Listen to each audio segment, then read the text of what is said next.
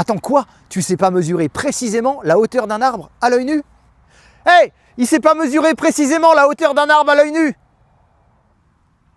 Quoi? Roulade! Bon, imaginons que j'ai envie de monter dans cet arbre, et plus précisément, sur cette branche. Comment je fais pour savoir quelle longueur de corde il me faut? Eh bien, j'utilise ces deux bâtons. Alors, il me faut deux bâtons, peu importe le diamètre. Par contre, la taille, elle va être importante. Il faut que tu aies deux bâtons de même taille. Bon, petite pause, histoire que je te fasse un dessin. Déjà, tu te mets en face de l'arbre que tu veux mesurer. Ouais, parce que sinon, ça va pas marcher.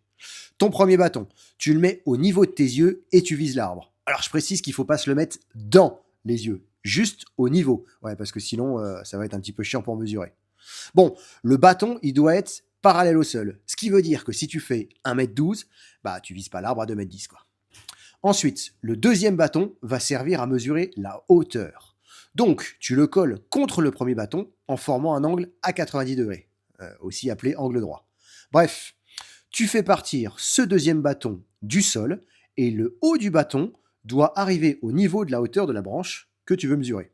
Bon, logiquement, tu n'y arriveras pas du premier coup. Soit le bâton va dépasser, ou alors le bâton va être trop petit, donc t'es pas neuneux, hein.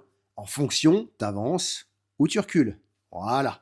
Bon, je vais terminer cette explication un petit peu lourde avec un peu de légèreté.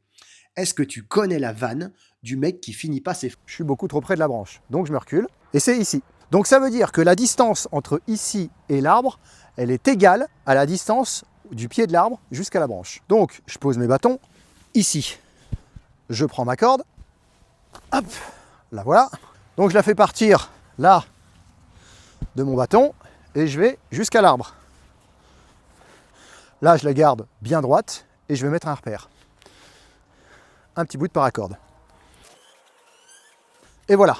Donc je sais que cette longueur-là, elle est égale à la longueur du pied de l'arbre jusqu'à la branche.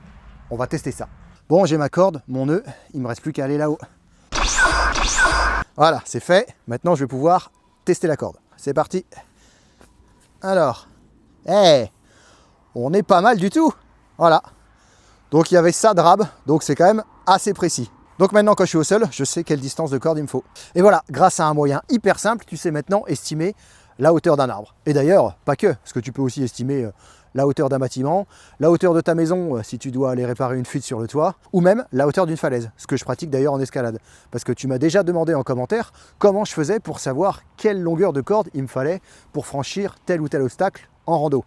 Et bien j'utilise cette méthode, mais je te montrerai ça plus en détail. C'est tout pour moi. Allez, ciao.